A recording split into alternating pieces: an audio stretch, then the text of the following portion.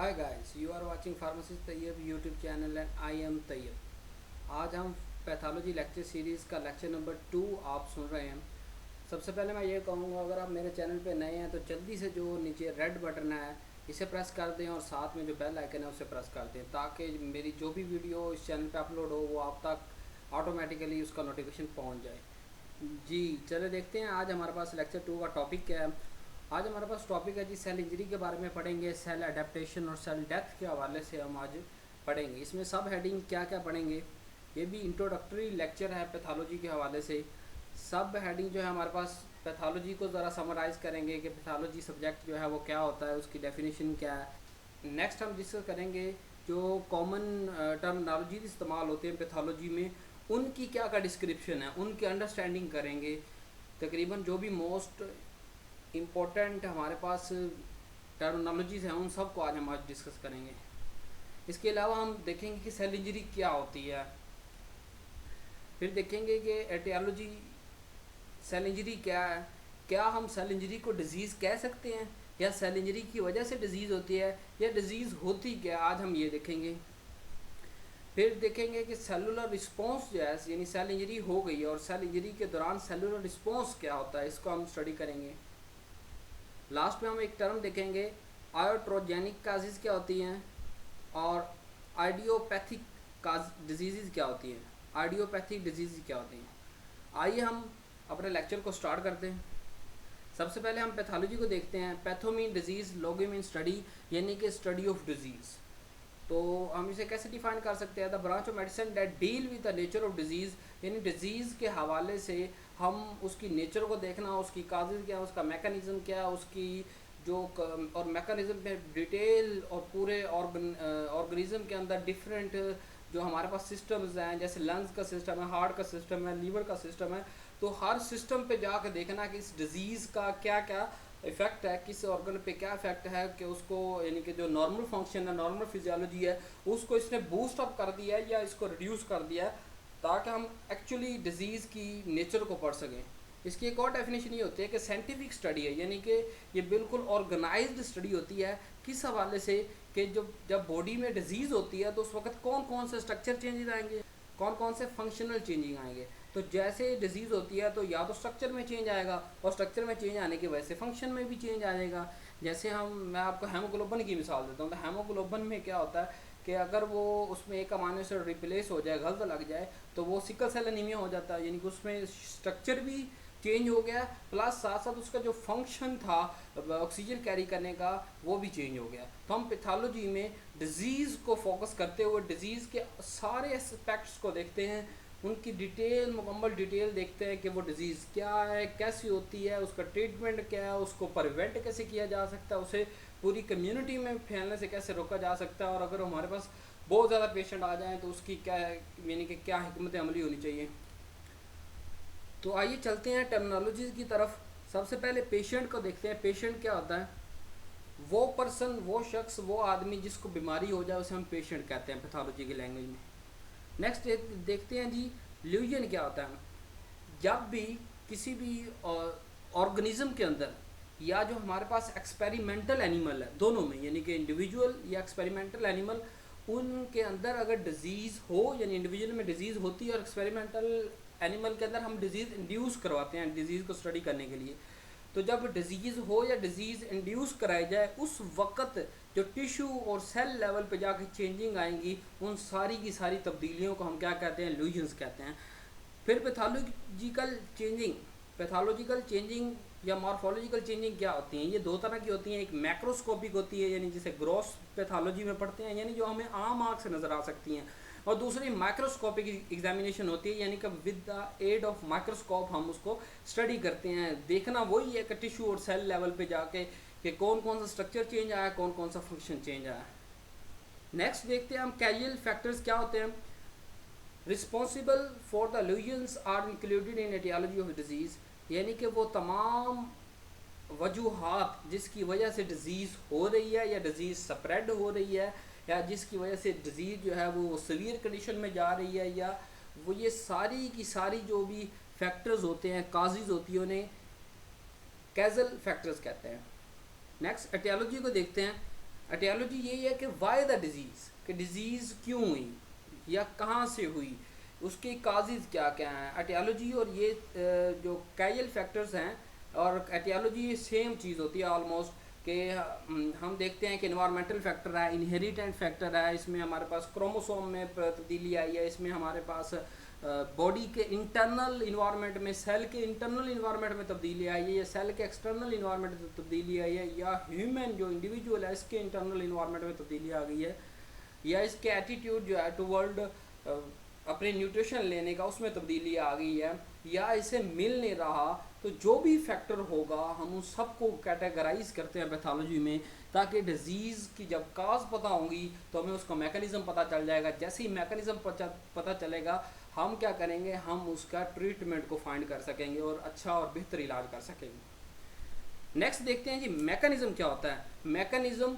वो तमाम ज़रिया, वो तमाम रास्ता जिसके ज़रिए डिजीज़ होती है, यानी कि एक सेल या टिश्यू पे जो स्ट्रक्चरल या फंक्शनल चेंजिंग आ रही हैं वो किन किन मरहलों के बाद आ रही हैं। यानी कि पहले फॉर एग्जांपल ये कैल्शियम चैनल ब्लॉक हो गया, ये पोटाशियम चैनल ब्लॉक हो गया, या जो सेल मेम्ब्रेन थी वो इसकी वीक होगी, या इसमें जो हमारे पास माइटोकॉन्ड्रिया की तादाद थी वो ज़्यादा चाहिए थी मसल के अंदर जो सेल होते हैं उनके लिए। अगर एक्सरसाइज कर रहे हैं तो ज़्यादा मसल के सेल के अंदर माइटोकॉन्ड्रिया चाहिए होता है, लेकिन वहाँ नहीं प्रोड्यूस हो रहे। उसकी कोई बेशुमार वजूहत हो सकती हैं, आगे हम पढ़ते हैं। तो ये तमाम अवामिल, ये तमाम जो एक रास्ता बनता है, एक पैटर्न बनता है, एक पाथवे बनता है, जिससे हमें पता चलता है कि इस स्टेप से गुजरते हुए ये डिजीज़ इस फॉर्म तक, ये टिश्यू, ये सेल का स्ट्रक्चर इस वजह से इस तरह चेंज हुआ है। इस सारे को मैकेनिज्म कहते हैं। और इसे हम दूसरा नाम जो देते हैं वो पैथोजेनेसिस ऑफ डिजीज़ देते हैं, यानी कि हाउ द डिजीज़, यानी मैकेनिज्म और पैथोजेनेसिस जो है वो सेम थिंग है। दोनों में हम यही हमारा टारगेट होता है कि कैसे अगर माइक्रो ऑर्गेनिज्म की बात करें, इन्फेक्शियस डिजीज़ की बात करें, तो किस तरह माइक्रो ऑर्गेनिज्म का क्या साइकिल है, वो उस साइकिल में किस स्टेप पे हमें, यानी कि इंडिविजुअल जो ह्यूमन है इसे कैसे इफ़ेक्ट कर रहा है, या हम उसे क्या दे रहे हैं, वो हमसे क्या ले रहा है, यानी ये पूरा पैथोजेनेसिस और मैकेनिज्म कहलाता है। सिम्टम्स क्या होता है, वो तमाम अलामात जो पेशेंट आके फिजिशियन या फार्मासिस्ट को बताता है उसे हम सिम्टम्स कहते हैं। इलनेस क्या है जी, इलनेस कहते हैं बीमारी को, यानी कि वो हमें किस तरह जाहिर होगा, बीमार हो गए यानी कि नॉर्मल से हम हेल्दी से डिजीज़ कंडीशन में चले गए, उसे हम कहते हैं उस स्टेट को, उस इंडिविजुअल के, इस ऑर्गेनिज्म के स्टेट को हम कहते हैं इलनेस स्टेट। ये इसकी है, उसमें क्या होगा, यानी कि उससे सिम्टम्स और साइंस के ज़रिए हमें पता चलेगा कि ये पर्सन जो है वो अब हेल्दी नहीं है, ये इलनेस की तरफ जा रहा है, डिजीज़ की तरफ जा रहा है। अब फिज़िकल साइंस कौन कौन से होते हैं।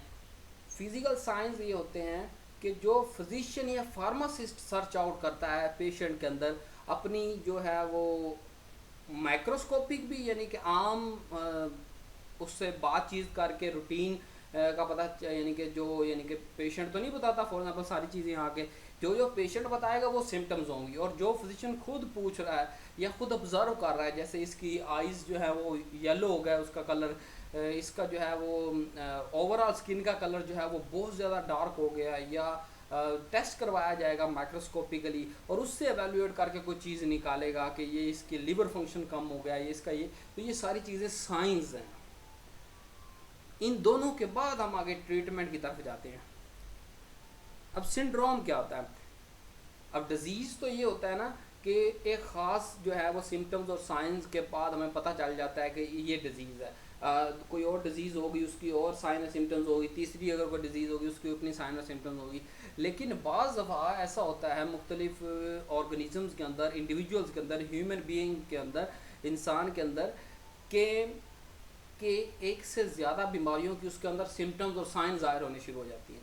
यानी हम बिल्कुल कंफ्यूज हो चुके होते हैं इस हालत में, या हमें अभी तक वो उस डिज़ीज़ जो नई अराइजिंग कम्युनिटी के अंदर डिज़ीज़ है उसके हवाले से हमें साइन और सिम्टम्स का पता नहीं होता। तो उस जो नई डिज़ीज़ अभी डिस्कवरी के रास्ते पे है उसे हम सिंड्रोम कह देते हैं, या कोई ऐसी यानी कंडीशन, कॉम्प्लिकेशन कंडीशन जो सिर्फ उसी इंडिविजुअल में ज़ाहिर हो रही है और किसी में इंडिविजुअल में ज़ाहिर नहीं होगी। यानी कि जब तक हम डिफ़ाइन नहीं कर देंगे कि ये साइन है, ये सिम्टम्स हैं और ये डिज़ीज़ का नाम है, उससे पहले तक वो जो साइन और सिम्टम्स थे वो सिंड्रोम कहलाएंगे। कि भाई अभी इसके सारे जो है ना, हमें पूरी कम्युनिटी पे अभी इस डिज़ीज़ की स्टडी नहीं की, इस सिम्टम्स को हमने बहुत ब्रॉड वे में, या इस साइंस को बहुत ब्रॉड वे में, या इसका पूरा मैकेनिज्म नहीं डेवलप हुआ, अभी इसका पूरा ट्रीटमेंट डेवलप नहीं हुआ, तो ऐसी सारी चीज़ें जो हैं वो सिंड्रोम कहलाएंगी, डिज़ीज़ नहीं कहलाएंगी। डिज़ीज़ का मतलब ये होता है कि उसके हमने डिफ़ाइन कर चुके हैं कि इसके ये सिम्टम्स होंगे, ये साइन होंगे, इसकी ये ट्रीटमेंट होगी, इसकी ये प्रिवेंशन होंगी। नेक्स्ट चलते हैं जी, डायग्नोसिस क्या होता है। डायग्नोसिस का मतलब ये होता है कि व्हाट इज़ रॉन्ग। ये वो क्वेश्चन है जिसका फिजिशियन और फार्मासिस्ट जो है वो आंसर सर्च आउट करते हैं पेशेंट के से, कि उसके तमाम यानी कि माइक्रो और माइक्रोस्कोपिक दोनों लेवल पे जाके उसकी मॉर्फोलॉजिकल यानी कि स्ट्रक्चरल प्लस फंक्शनल चेंजेस को नोट किया जाता है कि इसके कौन कौन से स्ट्रक्चर में तब्दीली आई है, किस यानी कि अगर लीवर की बात करें तो क्या लीवर के सेल बिल्कुल वैसे हैं जैसे होने चाहिए थे, या उनकी जो नंबर ऑफ डेथ है वो ज़्यादा हो गई है, या लीवर जो है वो सुकड़ गया है, लीवर ज़्यादा इनलार्ज हो गया है, ज़्यादा प्रोडक्शन हो गई है सेल की, या इन्फ्लेमेशन से वो लार्ज हो गया है। तो ये सारे किसी भी डिज़ीज़ का को मालूम करने का जो स्टेप होता है उसमें हम सारा कुछ सर्च करते हैं, मॉर्फोलॉजिकल फंक्शनल चेंजेस इस लेकिन सारी नहीं, सिर्फ सिग्निफिकेंस जो होंगी, क्लिनिकल सिग्निफिकेंस होंगी, उसको हम लेके हम यानी इस प्रोसेस को कि कौन सी डिजीज़ है ये डायग्नोस कराएगा हमारे पास।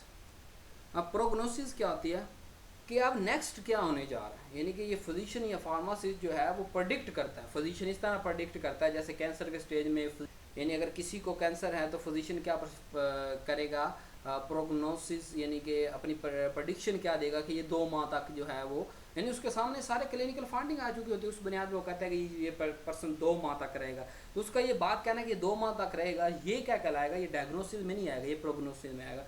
इसी तरह फार्मासिस्ट जो है वो आपको बताएगा कि अगर ये मेडिसिन आप इस डिज़ीज़ में जो है वो अगर नहीं इस्तेमाल करेंगे तो आपकी जो है डिज़ीज़ वो सीवियर हो सकती है, या ये तब्दीलियाँ आ सकती हैं, आप इस ऑर्गन से हाथ धो बैठेंगे, आप इस सिस्टम का आपका फेल हो जाएगा, वो किडनी फेल हो जाएगी, आपका लीवर फेल हो जाएगा, जो भी रिलेटेड ऑर्गन जिसके मुतालिक डिज़ीज़ हुई है और उसकी आप दवाइयाँ ले रहे हैं, तो अगर वो नहीं लेंगे तो ये सारी चीज़ें कौन बताएगा, आपको फार्मासिस्ट बताएगा। तो ये जो फ्यूचर की प्रेडिक्शन होती है इसे प्रोग्नोसिस हो जाते हैं। नेक्स्ट हमारे पास ट्रीटमेंट, कि डिज़ीज़ का तो पता चल गया, डायग्नोसिस हमने कर लिया, हमें पता चल गया कि ये साइन एंड सिम्टम्स हैं, ये डिज़ीज़ है।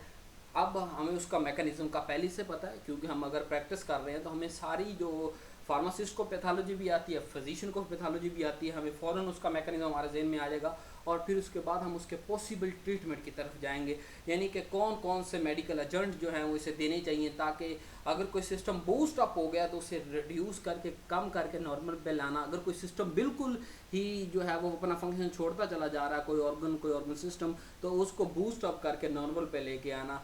तो इस कौन सा इसमें यानी कि मेडिसिनल जो है वो एजेंट इस्तेमाल होगा, प्लस उसकी जो किस तरीके से जो यानी कि सारा कुछ यानी कि चलेगा, उसको समझाना कि आपने इस तरीके से एक गाइडलाइन देना कि आप इस तरह आपने ये मेडिसिन लेनी है, ये एक्सरसाइज करनी है। तो ये सारा का सारा जो है वो जो भी यानी कि पेशेंट को डिज़ीज़ डायग्नोज हो जाने के बाद उसको ख़त्म करने के लिए डिज़ीज़ को, या उसको कम या लेस सीवियर बनाने के लिए हम करते हैं, इसे हम ट्रीटमेंट का नाम देते हैं।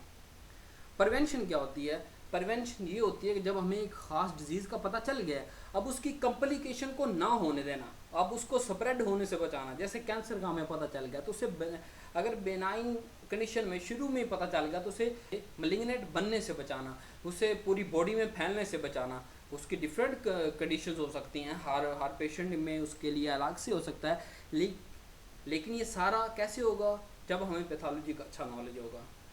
जी नेक्स्ट चलते हैं, सेल इंजरी की तरफ आते हैं। ये मैंने जैसे शुरू में कहा, ये भी इंट्रोडक्टरी लेक्चर है। डिज़ीज़ की तरफ जाने से पहले मैंने ये सोचा कि आपको सेल इंजरी के हवाले से पढ़ाया जाना चाहिए। तो सेल की बात करते हैं, सेल क्या होता है। Cell is a basic unit of life. किसी भी अगर ज़िंदगी की बात करना है तो जो सेल है वो उसकी बुनियादी इकाई है। अब सेल को अगर हम डिजीज़ फॉर्म में जाने से पहले नॉर्मल का पता होना चाहिए, नॉर्मल फिजियोलॉजी क्या है, नॉर्मल उसका स्ट्रक्चर क्या है, मॉर्फोलॉजी क्या है, वो किस तरह एक ऑर्गन दूसरे ऑर्गन से अटैच है, किस तरह ऑर्गन सिस्टम जो है वो आपस में कोरिलेट कर रहे हैं, किस तरह एक ऑर्गन सिस्टम का इफेक्ट जो है वो ख़राब हो जाए तो दूसरे पे कैसे उसका इफेक्ट पड़ता है, तीसरे पे कैसे पड़ता है, ओवरऑल बॉडी का क्या होता है, ये सारी हम नॉर्मल फिजियोलॉजी में, इसीलिए पैथोलॉजी पढ़ने से पहले हमें फिजियोलॉजी पढ़ाई जाती है ताकि नॉर्मल का पता हो। नॉर्मल का पता होगा फिर हम डिजीज़ के हवाले से सर्च कर सकेंगे। हाँ ये अच्छा, ये हार्ट में हार्ट रेट नॉर्मल इतना होता है, तो अब इस कंडीशन में डिजीज़ में इतना हो गया है, अब नॉर्मल का कार्डियक आउटपुट इतना होता है तो इसमें इतना हो गया। अब इंसुलिन प्रोडक्शन जो सेल नॉर्मल में ऑर्गेनिज्म में इतने होते हैं, लेकिन इस जो डायबिटिक पेशेंट है इसमें ये हो चुका है, इसमें रेजिस्टेंस आ चुकी है। तो ये हम कैसे डिजीज़ की तरफ जाते हैं, पहले हम नॉर्मल फिजियोलॉजी को पढ़ते हैं, उसको समझते हैं, उसकी अंडरस्टैंडिंग लेने के बाद हम पैथोलॉजी की तरफ जाते हैं, और हमें फिर ही हम अच्छे पैथोलॉजिस्ट बन सकते हैं जब हमें फिजियोलॉजी का अच्छा नॉलेज होगा तो हम अच्छे पैथोलॉजिस्ट बनेंगे। तो इसी तरह डिजीज़ को पढ़ने से पहले भी सेल की नॉर्मल फिजियोलॉजी या सेल इंजरी को डिस्कस करना ज़रूरी है। सेल की टाइप को देखें, दो तरह के होते हैं, एपिथेलियल होते हैं, मेसेंकाइमल सेल्स होते हैं। इसके अलावा अगर इसकी हिस्ट्री देखें तो विर्चू की जो हिस्ट्री मिलती है यानी 1859, ये वो पहला पर्सन था जिसने सेलुलर थ्योरी ऑफ डिजीज़ दी। इसने ये कहा कि कोई भी डिजीज़ हो जो वो क्या होगा कि सेलुलर या टिश्यू लेवल पे स्ट्रक्चर या फंक्शनल तब्दीली आने की वजह से, एबनॉर्मेलिटी आने की वजह से वो डिज़ीज़ पैदा होगी। तो हमें पहले जो है वो, इसलिए हमने सेल इंजरी को पढ़ रहे हैं कि ये क्या होता है, किस तरह हम सेल इंजरी होगी तो वो डिज़ीज़ की तरफ जाएगा। तो इसने जो जब हिस्ट्री में ये दिया तो इसके बाद जो मोस्ट ऑफ साइंटिस्ट थे वो इसी तरफ आ गए। उन्होंने डिफरेंट जो हमारे पास डिजीज़ थी उसका स्ट्रक्चर और फंक्शन जो एबनॉर्मेलिटी थी उसे नोट करना शुरू कर दिया, यानी एक नई तरफ हिस्ट्री चल पड़ी। और आज तो हमारे पास बहुत सा डेटा मौजूद है, यानी कि हर डिजीज़ के हवाले से मौजूद है कि इसका क्या क्या स्ट्रक्चर और फंक्शन चेंजिंग हो सकती हैं। इसीलिए तो हम फ़ौरन अगर हमें प्रेडिक्ट करना हो, अगर हमें डायग्नोस करना हो कोई भी डिज़ीज़ को, तो हम फ़ौरन उसका कोई ना कोई टेस्ट करवा लेते हैं, लिवर टेस्ट करवाते हैं, हम ब्लड टेस्ट करवाते हैं, यूरिन टेस्ट करवाते हैं। तो ये सारे का सारा हमें क्यों पता है? क्योंकि हमें पता है कि किसी न किसी लेवल पे सेल इंजरी हुई है, सेल एबनॉर्मेलिटी वो स्ट्रक्चर हो, फंक्शनल के हवाले से है, तो फिर ये डिजीज़ हो रही है। अगर हमें वो पता चल जाए कि कौन सा सेल जिसको इंजरी हुई है वो स्ट्रक्चरल इंजरी है या फंक्शनल इंजरी है, तो हम इजीली डिजीज़ तक पहुंच सकते हैं, डायग्नोसिस में हमारे लिए आसानी होगी। तो इसी तरह यानी कि कोई भी डिज़ीज़ जो है वो सेल इंजरी से ही आगे जाती है, यानी पहले अगर स्ट्रक्चरल चेंज आ गया तो बाद में फंक्शन लॉस हो जाएगा। लेकिन अब आज हम इसमें ये मैकेनिज्म भी पढ़ेंगे इसका कि सेल इंजरी किस तरह से आगे, सेल कैसे रिस्पॉन्ड बैक करता है उस इंजरी से। पहले सेल इंजरी की तारीफ पढ़ लेते हैं।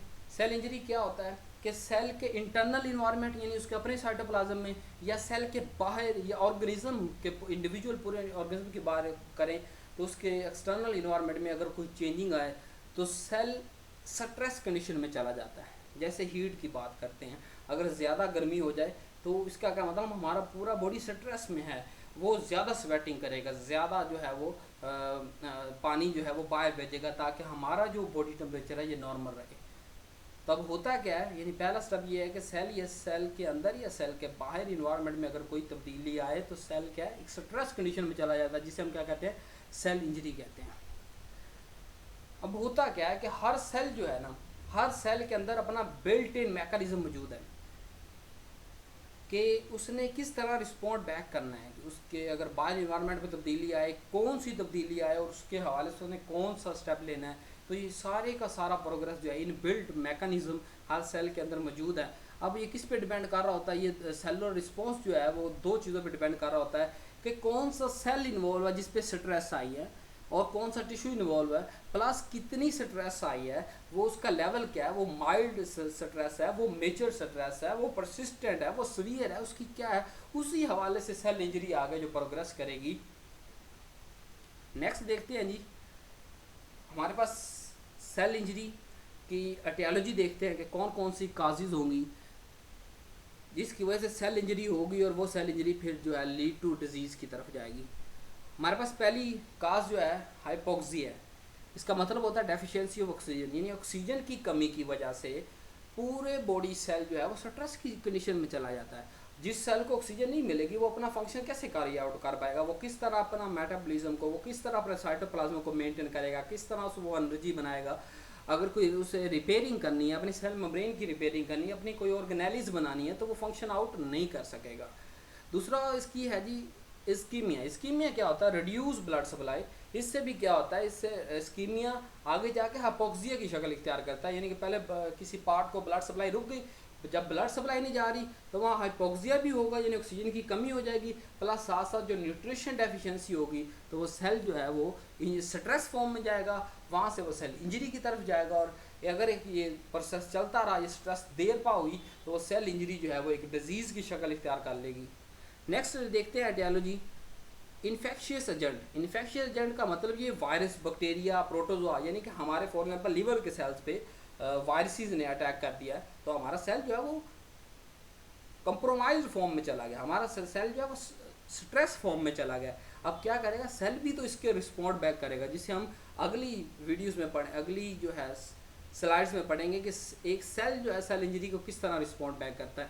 हमारे पास नेक्स्ट एटियोलॉजी है toxin. Toxin for example air pollutant, हवा में मौजूद है जहरीले मादे, इंसेक्टिसाइड्स जो हैं, कार्बन मोनोऑक्साइड जो एस्बेस्टोस है, सिगरेट स्मोक है, एथेनॉल जो है लीवर के लिए बड़ी डैमेज है। इसी तरह ड्रग्स भी एज ए टॉक्सिन के तौर पे आपके लिए साबित हो सकती है, यानी जब आप थेराप्यूटिक रेंज के साथ सही तरह नहीं डील करेंगे।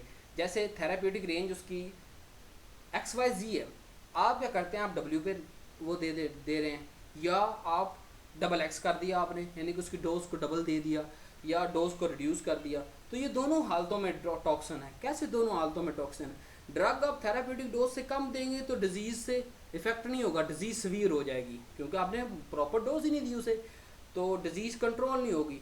अगर डोज जो है वो ड्रग जो लास्ट डोज में देंगे आप, तो क्या होगा, उसका साइड इफ़ेक्ट बहुत ज़्यादा हो जाएंगे, तो वो फिर भी टॉक्सिन है।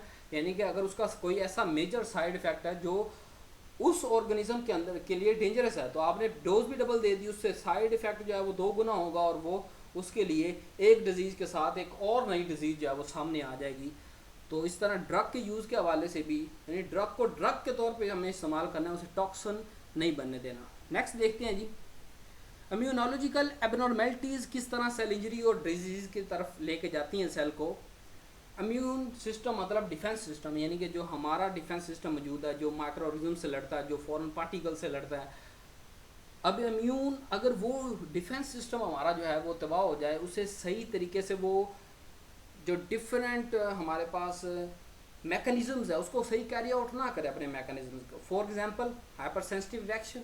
अब हाइपर सेंसिटिव रिएक्शन क्या है कि फॉर एग्जांपल हमने कोई ऐसी ड्रग ली जो प्रोटीन पे मुश्तमिल है, और वो ड्रग अब्जॉर्व होकर हमारे ब्लड में पहुंच गई, लेकिन हमारा जो डिफेंस सिस्टम उसने समझा कि ये जो है फॉरेन पार्टिकल, इसे डिस्ट्रॉय करना चाहिए, तो वो क्या करेगा, ड्रग को एलिमिनेट करना शुरू कर देगा ब्लड में से, उसे डिस्ट्रॉय करना शुरू कर देगा। हमने तो वो ड्रग के तौर पे ली थी, लेकिन सिर्फ इम्यून सिस्टम के गलत इनअप्रोप्रिएट रिस्पॉन्स की वजह से हमारी वो ड्रग यूज़ नहीं हो पाएगी। इसी तरह दूसरा इम्यूनोलॉजी की मिसाल देता हूँ, auto immune disease, auto immune reaction, जैसे कि ये इम्यून सिस्टम जो है वो अपनी सेल के खिलाफ हो जाए, जैसे एरिथराइटिस, रूमेटॉइड एरिथराइटिस, जोड़ों का जो यानी कि सोजन होती है। क्या होता है कि हमारे अपना ही डिफेंस सिस्टम, हमारे ही कनेक्टिव टिश्यू जो जॉइंट्स होते हैं उनको तबाह करना शुरू कर देता है, वहाँ जो है वो इन्फ्लेमेशन स्टार्ट हो जाती है। तो ये भी आगे रूमेटॉइड एरिथराइटिस एक डिजीज़ है, किस वजह से हुई, इम्यूनोलॉजिकल एबनॉर्मेलिटी की वजह से। पहले सेल इंजरी हुई, वहाँ इन्फ्लेमेशन हुई, तो आगे जाके वो डिजीज़ बन गई। इस तरह सारी की सारी जो सेल इंजरी है वो आगे जाके डिजीज़ की शक्ल इख्तियार करती है। नेक्स्ट देखते हैं जी, जेनेटिक एबनॉर्मेलिटी। सेल के अंदर न्यूक्लियस होता है, न्यूक्लियस के अंदर DNA होता है जो हमारा बेसिक पैगाम है कि हमारे कान कैसे होंगे, हमारा कलर जो है हेयर कलर कैसा होगा, हमारा अपना स्किन कलर कैसा होगा, हमारा आइज़ का कलर कैसा होगा, हमारे जो है ऑर्गन कैसे डेवलप करेंगे। और वो DNA किस चीज़ का बना होता है, जीन्स का। अगर जीन्स ही ख़राब हो, अगर जीन्स में कोई एबनॉर्मेलिटी आ चुकी हो, तो उससे बनने वाली जो प्रोटीन्स होंगी, जीन्स से क्या बनता है आगे, DNA से RNA और mRNA, फिर वो सारा बनते हुए प्रोटीन बनती है। अगर जीन का कोड ही ख़राब है तो क्या बनने वाली प्रोटीन जो, अगर फॉर एग्जाम्पल अजाइम है तो अजाइम ख़राब बनेगा। बनने वाला अगर सेल है, रेड वाला सेल, तो वो सेल ख़राब बनेगा। तो जीन अगर ख़राब होगी तो हमारा आगे हम उस ख़ास कंडीशन की सेल इंजरी और आगे डिजीज़ की तरफ चले जाएंगे। नेक्स्ट देखते हैं एटियोलॉजी क्या है, न्यूट्रिशन इम्बैलेंस, खुराक की कमी पेशी। यानी इसमें दोनों चीज़ें हैं, इनबैलेंस का मतलब कमी भी होता है, ज़्यादती भी होता है। अगर कमी की बात करें तो प्रोटीन की कमी, अगर प्रोटीन की कमी हो तो क्या सेल स्ट्रेस कंडीशन में नहीं होगा, होगा। वो उस प्रोटीन को जहाँ जहाँ उसने अपने साइटोप्लाज्म में इस्तेमाल करना है, अपनी सेल मेम्ब्रेन में इस्तेमाल करना है, उसने डिफरेंट ऑर्गेनेल्स को बनाने में इस्तेमाल करना है, उसने डिफरेंट एंजाइम्स को बनाने में इस्तेमाल करना है, तो वो नहीं बना सकेगा। That is called stress condition, जिसकी वजह से सेल इंजरी होगी और आगे डिजीज़ होगी। इस तरह ज़्यादती की बात कर लेते हैं कि न्यूट्रिशनल इम्बैलेंस जो है वो ज़्यादती में कैसे होगा, कि अगर हमारे पास जो है वो ओबेसिटी हो जाती है, यानी ज़्यादा खाने से, ज़्यादा जो है वो इनटेक करने से और एहतियात ना करने से ओबेसिटी की तरफ, जिसे हम कहेंगे न्यूट्रिशनल इम्बैलेंस, ज़्यादती की तरफ, तो क्या होगा, बहुत सी डिजीज़, जो मोटापा है वो तो हज़ार बीमारियों का दरवाज़ा खोल देता है, जैसे कि हमारे पास टाइप 2 डायबिटीज़ है, एरिथ्रोसेक्लेरोसिस है, इस तरह और बहुत सी बीमारियां जो सिर्फ मोटापे की वजह से होती हैं। तो क्या हुआ, न्यूट्रिशन इम्बैलेंस से सेल स्ट्रेस कंडीशन में गया और आगे वो डिजीज़ की तरफ गया। नेक्स्ट देखते हैं ट्रॉमा। ट्रॉमा में क्या होगा, स्ट्रक्चर जो है वो स्ट्रक्चर उसका तबाह हो जाएगा। स्ट्रक्चर अगर सेल का नहीं रहेगा तो फंक्शन कहाँ से होगा, तो सेल इंजरी, और फिर वो अल्टीमेट या तो सेल डेथ की तरफ जाएगा, या फिर उसका अगर रिकवर हो सकता तो रिकवर होगा। नेक्स्ट देखते हैं क्या है फिजिकल एजेंट। फिजिकल एजेंट में हमारे पास जैसे कि एक्सट्रीम टेम्परेचर, कि हम 37 हमारा बॉडी का टेम्परेचर होना चाहिए, और अगर हम 50 में ही 6 घंटे गुजार दें तो क्या होगा, वो सारे का सारा ह्यूमन के जो सेल, ट्रिलियन ऑफ सेल है, वो स्ट्रेस कंडीशन में चले जाएंगे, वो ज़्यादा स्वेटिंग करेंगे, उनके जो पानी और नमकियात है वो निकल जाएगा, उनका साइटोप्लाज्म जो है वो रिलेटिवली नॉर्मल ह्यूमन से वो डिल्यूट हो जाएगा उसकी, और जो दूसरे जो 37 पे फंक्शन होने थे, नॉर्मल सेल टेम्परेचर मिलेगा तो वो नॉर्मल फंक्शन करेगा ना, अगर वो नॉर्मल टेम्परेचर ही नहीं मिलेगा तो कैसे वो नॉर्मल फंक्शन कर सकता है। तो ये भी एक सेल इंजरी की तरफ जाएंगे और आगे डिजीज़ की तरफ जाएंगे हम। नेक्स्ट देखते हैं जी एजिंग। एजिंग क्या होता है, एजिंग ये है कि फॉर एग्जांपल मैं आपको देता हूँ कि बचपन से जब हम जवानी की तरफ जाते हैं तो होता क्या है, हमारे जो नंबर ऑफ सेल प्रोडक्शन है जिस्म के अंदर वो ज़्यादा होती है as compare to number of death, क्योंकि सेल ने डिस्ट्रॉय भी तो होना है, डेथ भी होनी है, लेकिन बचपन और जवानी में ये जो number of production of cell वो ज़्यादा होता है एज़ कम्पेयर टू डेथ, बहुत ज़्यादा होता है, जिसकी वजह से हम जो है वो सेहतमंद और लंबे चौड़े होते चले जा रहे होते हैं। लेकिन अगर हम बात करें ओल्ड एज की, तो वहाँ क्या होता है, नंबर ऑफ जो डेथ है सेल की वो बढ़ जाता है एज़ कम्पेयर टू प्रोडक्शन। तो क्या होता है, जिसम सुकड़ना शुरू कर देता है, हम जो है वो इंसान जो है वो थिन होता चला जा रहा होता है, तो इसे कहते हैं एजिंग। तो अगर वो ज़्यादा उसमें नंबर ऑफ डेथ हो जाए, उसके लीवर्स, उसके जो आम बॉडी सेल्स की है डेथ ज़्यादा हो जाए, जितना उसको फंक्शन चाहिए उससे भी ज़्यादा हो जाए, तो इसे हम क्या कहेंगे, ये भी सेल स्ट्रेस और सेल इंजरी और डेथ की तरफ जाएंगे। अब ये सारी की सारी डिजीज़ है, हमने ये सारी की सारी जो काजेज़ बनी है किसी न किसी डिजीज़ की तरफ जाएंगे। हाइपोक्सिया डिजीज़, हाइस्कीमिया डिजीज़, आगे वो सारी वायरस बैक्टीरिया फंजाई की हमने डिजीज़ पाली, टॉक्सिन की। तो इस तरह आगे क्या होता है, ये सारी जेनेटिक डिजीज़ है, न्यूट्रिशनल डिजीज़ है, ये सारी डिजीज़ है, कुछ जाके आगे भी पढ़ते हैं अभी हम। तो ये सारी जो है आज का लेक्चर पढ़ाने की वजह ये है कि cell injury is a base of the disease. Aetiology के बाद पैथोजेंसिस आते हैं, यानी इन सब का कोई ना कोई अपना अपना अलग अलग मैकेनिज्म होगा। क्या होगा, या तो बायोकेमिकल चेंजिंग आएगी या स्ट्रक्चरल चेंजिंग आएगी, यानी कि स्ट्रक्चर, फंक्शन और मॉलिक्यूल 3 लेवल पे चेंजिंग आएगी। अगर इनमें चेंजिंग आने के बाद क्या होगा, साइन एंड सिम्टम अपेयर होंगे, जिसे हम डिजीज़ कहते हैं, फिर हमें ट्रीटमेंट की तरफ जाना पड़ेगा। अब देखते हैं सेलुलर रिस्पॉन्स क्या होता है, कि ये स्ट्रेस हमने सारी पढ़ ली कि स्ट्रेस कंडीशन किस किस तरह से सेल स्ट्रेस में जा सकता है, ये हमने पढ़ लिया। अब देखते हैं सेल कैसे रिस्पॉन्ड बैक करता है, यानी अगर नॉर्मल सेल को ये डिमांड किया जाए कि वो अपने फंक्शन को अल्टर करें, किसी भी स्ट्रेस फॉर्म की वजह से वो अपने फंक्शन को चेंज करे, तो कैसे चेंज करेगा, अडेप्टेशन के ज़रिए। दूसरा माइल्ड से मॉडरेट स्ट्रेस होती है जिसमें रिवर्सिबल सेल इंजरी होती है। तीसरा सीवियर एंड परसिस्टेंट स्ट्रेस होती है, यानी काफ़ी देर बाद तो इरिवर्सिबल सेल इंजरी होती है। आए पहली फॉर्म को देखते हैं कि जब अडेप्टेशन किस तरह करता है, अट्रोपी की शक्ल में, हाइपरट्रोपी की शक्ल में, हाइपरप्लेजिया की शक्ल में, मेटाप्लेजिया की शक्ल में, डायप्लेजिया की शक्ल में। तो ये सारी की सारी डिजीज़ है, तो इसको हम अलग अलग सेपरेट वीडियोस में आगे लेक्चर में पढ़ेंगे। तो इस अडेप्टेशंस करेगा एक ख़ास वक्त जब तक स्ट्रेस है, जब स्ट्रेस रिमूव हो जाएगी तो क्या करेगा, ये जो अडेप्टेशन है ये रिवर्स हो सकती हैं और सेल नॉर्मल वापस रिस्टोर हो जाएगा।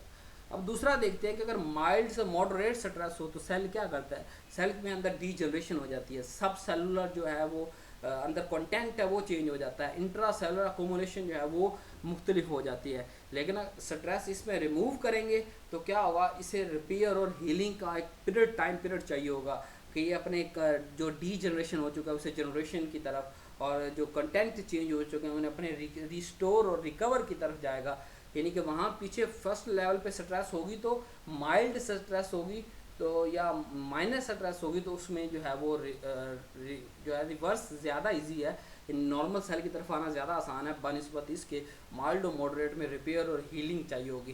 थर्ड और लास्ट देखते हैं कि अगर सीवियर और परसिस्टेंट डेथ हो तो फिर क्या होगा। अगर स्ट्रेस रिमूव भी हो जाए, एक ख़ास टाइम तक स्ट्रेस रहने के बाद रिमूव भी हो जाए तो सेल डेथ होती है। अब हम यहाँ भी आगे बढ़ेंगे, डेथ कैसी होती है, नेक्रोसिस होती है, अपोप्टोसिस होती है, सारा हम सेपरेट वीडियोस में देखेंगे। अब ज़रा ओवरव्यू देख लेते हैं सेलुलर इंजरी का। हमने कहा कि नॉर्मल सेल होता है वो, उसमें होमोस्टेसिस है, अपना नॉर्मल वो फंक्शन कर रहा है। इंजूरियस सब स्टिमुलस जो हमने 10 के करीब पढ़े, सारे के सारे एटियोलॉजी, सारी की सारी काजेज जो अभी पढ़ाई, hypoxia, ischaemia, toxin, infection agent, immunological change, nutrition जो है, nutrition imbalance, physical agent, ageing, इन सब में से किसी एक की वजह से या एक से ज़्यादा की वजह से क्या होगा, इंजरी होगी। पहली कैसी होगी, रिवर्सिबल इंजरी होगी, जो अभी हम पढ़ के आए कि वो रिस्टोर हो जाएगा। लेकिन अगर वो ज़्यादा टाइम पीरियड तक हो और सीवियर और परसिस्टेंट हो तो क्या होगा, इरिवर्सिबल इंजरी होगी। और इरिवर्सिबल क्या होगा, सेल डेथ होगा। वो नेक्रोसिस भी हो सकता है, वो अपोप्टोसिस भी हो सकता है। अब इसमें डिफरेंस क्या, वो जब नेक्रोसिस की वीडियो आएगी तब भी आप उसमें पूरा इसका मैकेनिज्म, पूरी इसकी एटियोलॉजी, पूरा इसका ट्रीटमेंट आप देख सकेंगे। नेक्स्ट चलते हैं अपनी इस काज की तरफ, आर्ट्रोजेनिक काजेज। आर्ट्रोजेनिक, पहले हिपोक्रेटिक ऑथ के हवाले से सुन लें कि अगर पैथोलॉजी की हिस्ट्री को देखा जाए तो सबसे पहला वो साइंटिस्ट, सबसे पहला वो पर्सन जिसने कहा कि हमें रैशनल अप्रोच इख्तियार करनी चाहिए, हमें रैशनल जो है वो attitude toward use of medicine, toward diagnose a disease, तो हमें क्या रैशनल लेके सोचना चाहिए। यानी कि जब हम एक्चुअली होता है क्या, जब भी कोई फिजिशियन या फार्मासिस्ट ऑन ड्यूटी जाता है फर्स्ट डे पे तो वो ये ओथ उठाता है, सारी ज़िंदगी के लिए ओथ उठाता है कि मैं जो अपनी डायग्नोसिस है प्लस जो प्रैक्टिस का जो है वो रैशनल अप्रोच में करूँगा। यानी कि यहाँ हॉस्पिटल में या जब भी मैं किसी पेशेंट के सामने हूँ तो वो मेरे लिए पेशेंट है और मैं उसके लिए फिजिशियन हूँ। यानी कि मेरी अगर कोई ज़ाती दुश्मनी है उससे या ज़ाती अना की वजह से है तो वो इलाज करने के दौरान वो चीज़ नहीं आएगी और हायल नहीं होगी। इसे कहते हैं हिपोक्रेटिक ऑथ। अब इस पूरी काज आइट्रोजेनिक काजी का क्या मतलब है कि बाज़ दफ़ा ऐसा होता है फिजिशियन या फार्मासिस्ट दोनों से या दोनों में से एक से उनसे कोई मिस्टेक हो जाती है। वो मिस्टेक उनकी मिसअंडरस्टैंडिंग यानी किसी डिजीज़ को ना समझने की वजह से भी हो सकती है, या ह्यूमन एरर है ना, यानी कि मेडिसिन प्रिस्क्राइब करते हुए फार्मासिस्ट से गलती हो सकती है, वो डोज ज़्यादा कैलकुलेट करने के दौरान गलती हो सकती है, फिजिशियन का डायग्नोसिस जब करेगा तो तब उससे कोई गलती हो सकती है। यानी कि 2 4 6 पॉइंट के बाद उसे किसी और डिजीज़ की तरफ जाना चाहिए था लेकिन उसने किसी एक ही टेस्ट पे रहते हुए कोई और डिजीज़ डायग्नोज कर दी। यानी जैसे मैं एग्जांपल देता हूँ कि लीवर का डिजीज़ है तो अब हमें लीवर की डिजीज़ को ही कहना चाहिए, फिजिशियन को लीवर की डिजीज़ ही डायग्नोज करनी चाहिए थी, लेकिन उसने ब्लड प्रॉब्लम बना दिया। अब हम सारी जो मेडिसिन है वो ब्लड की देंगे। अब क्या होगा, ये जो डिजीज़ है, इस तरह कोई भी एग्जांपल ले सकते हैं आप। अब ये डिज़ीज़ जो है सीवियर से सीवियर होती चली जाएगी और जो पर्सन है वो डेथ की तरफ जाएगा, या उसका कोई परमानेंट लॉस हो जाएगा, उसका ऑर्गन का लॉस होगा परमानेंट, या वो खुद यानी कि डेथ उसकी हो जाएगी। तो अब ये सारी काजेज़ यानी कि फिजिशियन और फार्मासिस्ट की जान के नहीं अनजाने में जो भी गलती की वजह से पेशेंट का जो नुकसान हुआ, permanent loss of organ, permanent loss of any body part, या उसका जो है डिजीज़ का ज़्यादा बिगड़ जाना, या उसका वो खुद डेथ की तरफ चला जाए, तो इन सब काजेज़ को हम आइट्रोजेनिक काजेज़ कहते हैं। आइए नेक्स्ट चलते हैं। आइडियोपैथिक डिजीज़, हर वो डिजीज़ जिसकी अभी काज हमें पता नहीं है, यानी हमने 100 पेशेंट में देखा तो हमें कोई 10-12 काज मिल गई, फिर और स्टडी होती चली गई, 1000 पेशेंट में गए तो कोई 2-4 और काजेज मिल गई। यानी अभी अंडर प्रोग्रेस है वो, यानी कि उसका स्टडी चल रही है, अंडर स्टडी है।